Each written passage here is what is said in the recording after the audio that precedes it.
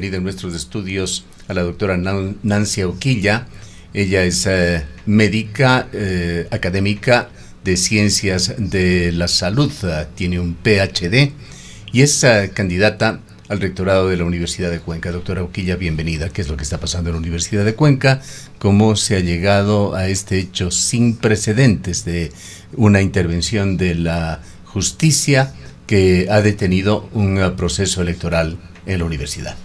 Muy buenos días, estimado Gustavo, estimada Rosana. Realmente un gusto podernos dirigir a través de este prestigioso medio y poder compartir algunas situaciones con la digna audiencia que nos está escuchando y mirando esta transmisión. Debemos decir que somos 5 precandidatos que hemos manifestado una voluntad de poder participar en las elecciones para el periodo 2026-2031 en la Universidad de Cuenca. Ya desde hace algunos meses se han venido elaborando una serie de propuestas, una serie de ideas, haciéndose una serie de actividades previo a esta situación. En este plazo debemos tomar en cuenta algunas situaciones. El Consejo de Educación Superior manifiesta que 6 meses antes de la elección no se podrá hacer ningún cambio en el reglamento electoral. Es así que el Consejo Universitario, con fecha 8 de abril, aprueba el reglamento, la modalidad de voto y todo lo que tiene que estar enmarcado en la resolución del CES. Nosotros hemos sido muy respetuosos de los tiempos, hemos hecho un seguimiento de las decisiones, digámoslo, del Consejo Universitario. Una primera situación que se presentó fue la modalidad del voto, porque se acepta el voto completamente vía electrónica. 4 de los, en este momento, docentes y futuros precandidatos, nos reunimos y presentamos una solicitud respecto al voto. Aquí debemos puntualizar que la Universidad de Cuenca, a través de la Secretaría General, realizó una consulta al Consejo Nacional Electoral sobre todo lo que sería el acompañamiento y más que todo la veeduría durante este proceso. Conocedores los 4 de esta situación, extendimos un oficio al Honorable Consejo Universitario indicando que respaldábamos el acompañamiento más no la veeduría. Se dieron una serie de trámites y se decidió por parte del Consejo Universitario que no se daba paso a la veeduría de este ente y que por lo tanto también se nos negaba otro pedido que era la inscripción de la impresión de la papeleta, porque esto también nos garantizaba que luego en el recuento, bajo cualquier dificultad, podría tenerse ya un elemento físico de corroboración de lo actuado. Doctora Auquilla, perdone que le interrumpa en este punto. ¿Por qué se niega esta posibilidad de tener el voto impreso? Esto ha sido durante muchísimos años parte del proceso de la Universidad de Cuenca y efectivamente en ocasiones anteriores ha permitido hacer algunas verificaciones frente a cualquier circunstancia que se ha suscitado en torno al proceso electoral. ¿Cuál es la justificación para impedir la impresión del voto? Lo primero que se aduce es que en el reglamento se dice que será un voto digital.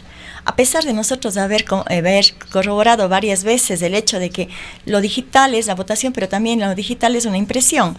El resultado es una papeleta, más defendiendo la autonomía, el derecho del reglamento. Digamos, la impresión del voto, el tener un voto impreso no anula el hecho de que la votación sea digital o electrónica. Es así, pero más el argumento de la autoridad fue en ese momento, cuando estuvimos incluso presentes los 4 aspirantes también, nos indicaron que no se daba lugar, luego que se iba a contratar recién el sistema de votación y que no estaba dentro de las cláusulas el pedir que les dé la impresión. Nosotros hemos acatado todo lo que nos han dicho, porque hemos pensado que la Universidad de Cuenca tiene su autonomía, tiene el Consejo Universitario su voz. Luego se da la formación del tribunal. En la formación del tribunal pudimos igual estar pendientes de la transmisión vía Zoom de la reunión, en la cual ya se designan, de acuerdo al reglamento, el presidente del tribunal, un decano, luego 3 docentes, representantes de investigadores y docentes de la universidad, un representante de los estudiantes que se determinó sea la FEWE, un representante gremial, en este caso se tomó a la PUG como representante de los docentes y la AITU como representante de los empleados. Luego el reglamento empieza ya a aplicarse. y se da un cronograma, y debemos decir un cronograma muy apretado, porque se toma en cuenta los plazos mínimos, cuando el CES dice que debería ser 60 días antes de la fecha de relevo, digamos así, o cambio de las autoridades. ¿Cuándo es esta fecha? El 27 de enero del año 2026.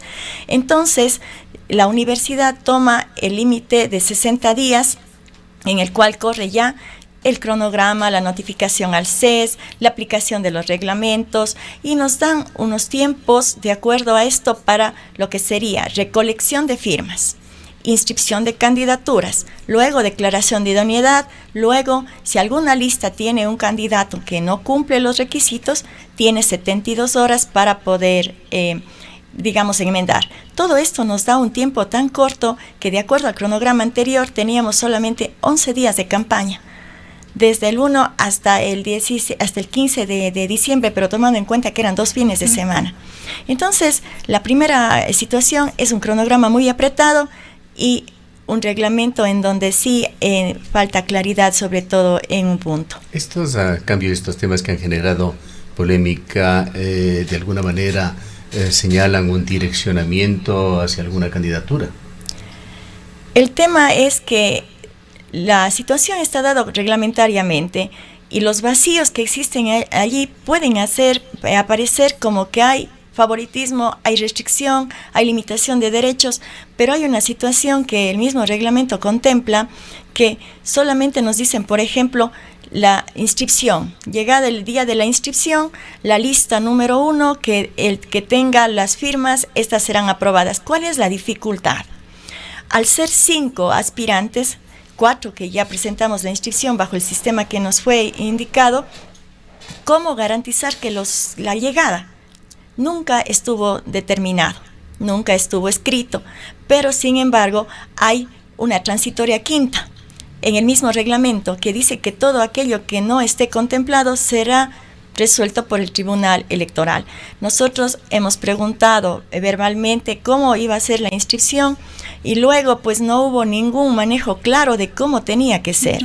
Toda esta falta de claridad e información ha desembocado en lo que hoy estamos con un amparo judicial presentado por una de las personas aspirantes. Ahora, entendemos que la denuncia a la justicia de el candidato Peña, el doctor Peña, tiene que ver con este tema de la anulación de firmas. El tema es el siguiente. Nosotros tenemos un padrón electoral. En el padrón electoral tenemos 10.840 estudiantes, 445 profesores y 574 empleados y trabajadores. De acuerdo a la proporcionalidad, un voto de un docente es un voto íntegro, un voto entero, digámoslo así, y los 10.840 estudiantes hacen 225 votos, que es el 50% de los votos totales de los docentes. Y los 574 empleados y trabajadores hacen aproximadamente entre 20 y 21 votos, porque se toma en cuenta el 5% respecto al voto total, que es de un docente. Esto quiere decir 21 votos. Si sumamos todos esos, son 697 votos electorales, y aproximadamente unos 700 votos, porque va a haber siempre una fracción por la relación entre el número de estudiantes y en relación al número del voto. Ahora, para poder inscribirse, se necesita como mínimo el 10% de los votos válidos. Entonces queremos decir que para inscribirse debemos presentar más de 70 votos válidos. ¿A qué hace referencia? Un docente, un voto. De 70 apoyos en realidad, sí, porque la firma no necesariamente no es voto, implica, claro, apoyos. Implica el voto. La persona, se entiende, en la transición, en la campaña electoral, podría eventualmente cambiar su decisión. Claro, pero la figura es el voto válido. Entonces, un docente es un voto. 49 de estudiantes, un voto, y 25 empleados y trabajadores, un voto. ¿Cuál es la situación? Que el reglamento dice que la lista 1 que llegue con sus firmas se hará acreedor a sus, es decir, la primera lista que primera llegue. Lista. Y luego se suma este tema de la anulación de firmas que favorece a la primera lista y la posibilidad de ser primeros en la inscripción. Este es el tema realmente medular de la denuncia por la que el doctor Peña decidió no inscribirse y más bien acudir a la justicia. Eso es. Entonces, cuando la lista número 1, sea quien sea, llega con sus firmas, si estas están repetidas, van anulando en orden progresivo. La 1 a la 2, la 2 a la 3 y paulatinamente. Entonces, al existir un vacío escrito en el que nos diga cómo debía hacerse la inscripción, se dan una serie de modalidades. Doctora Oquilla, hay algunas inquietudes porque según recuerdo en procesos electorales anteriores en la Universidad de Cuenca, cuando se repetían las firmas, estas firmas se anulaban en todas las listas, que es además lo que debería ser una cuestión ética, moral. Si alguien firmó en 2 o 3 listas, pues esta firma debería anularse para todos. ¿En qué momento se cambia esto? Se cambia en el nuevo reglamento. ¿Y cuándo se aprueba este reglamento? El 8 de abril. Y de acuerdo a la normativa del Consejo de Educación Superior, no se puede hacer ningún cambio después de esa fecha, porque no podemos tocar el reglamento 6 meses antes de la elección. Entonces, la universidad el 8 de abril aprueba este reglamento y este reglamento no puede tener modificaciones. ¿Por qué filtros pasó este reglamento antes de ser aprobado? Por el Consejo Universitario. Fue aprobado y debió ser presentado ya al CES, ha sido presentado y aprobado por el CES, de acuerdo a la normativa. El Tribunal Electoral a esas alturas aún no estaba conformado, no existía como figura. Sí está dentro del reglamento, está la conformación, más no la persona. Entonces allí está quién debe ser el presidente, quién debe ser los integrantes, está estipulado dentro del reglamento aprobado. ¿Cambios al sistema electoral no debían pasar por este tribunal? Todos los cambios. ¿O deberían? Es que el tema es que al haber este vacío de cómo va a ser la presentación, no nos queda claro cómo debía ser. Entonces, las personas que hemos presentado, y aquí yo debo manifestar algo, debemos ser éticos y transparentes y por eso somos docentes universitarios. No hubo una claridad y tengo que decirlo, hicimos una fila.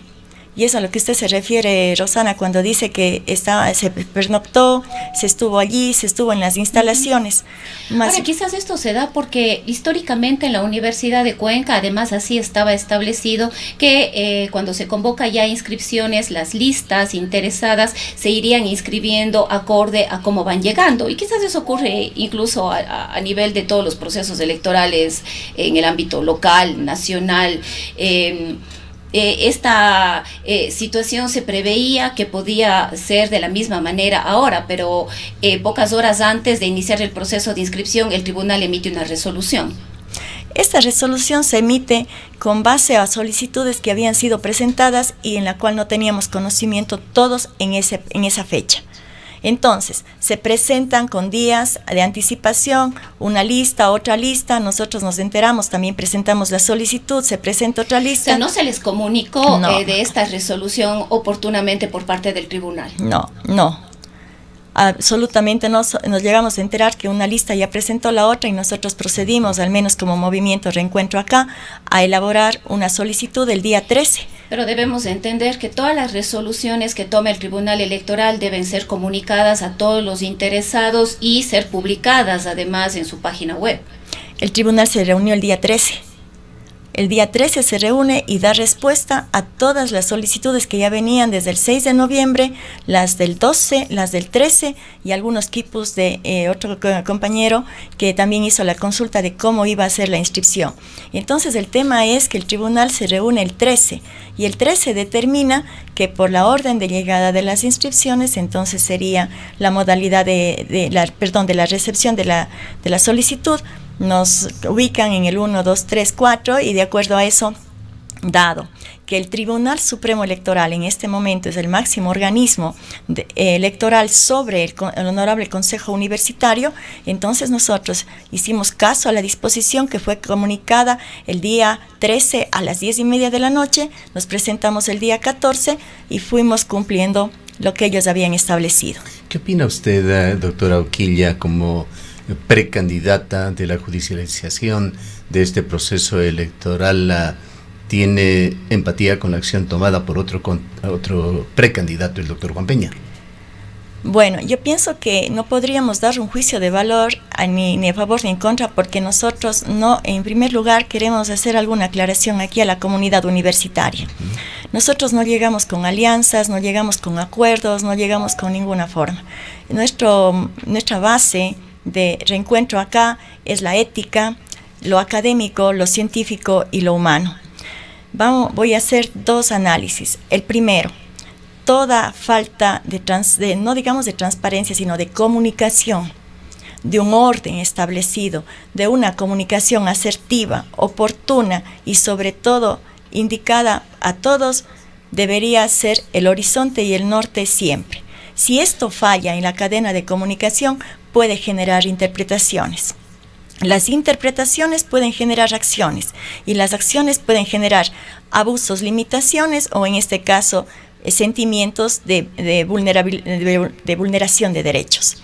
En este sentido, entonces, es un llamado a que todo reglamento, toda situación legal debe ser clara, concisa, debe prever cualquier tipo de situación, más aún cuando ya se sabía internamente en la universidad que había la intención de 5 docentes, representantes de 5 movimientos, de poder aspirar al rectorado. ¿Usted inscribió su candidatura en este proceso que se abrió? Sí, el tribunal me indicó que de acuerdo a la petición, yo estoy en el numeral 3, nuestro delegado, el doctor Cornelio Rosales, asistió con toda la documentación y nosotros el día 14 a las 10 de la mañana, 14 de noviembre, presentamos nuestra solicitud de inscripción. Bueno, de hecho con la acción judicial el tema ha quedado en suspenso. Así es. Pero durante el proceso, antes de que se dé esta acción judicial, se le informó ya si su candidatura había sido aceptada, había pasado los filtros, había tenido las firmas necesarias. Justamente hoy, 14, estábamos esperando a eso, porque hoy debía el tribunal abrir y cumplir 2 requisitos, y aquí sí queremos ser puntuales. El uno es el 10% de firmas de acuerdo al padrón, y el otro los requisitos. Entonces el reglamento tiene establecido los requisitos para rector o rectora, vicerrectores o vicerrectoras, y está claramente definido allí. Entonces debemos cumplir 2 criterios.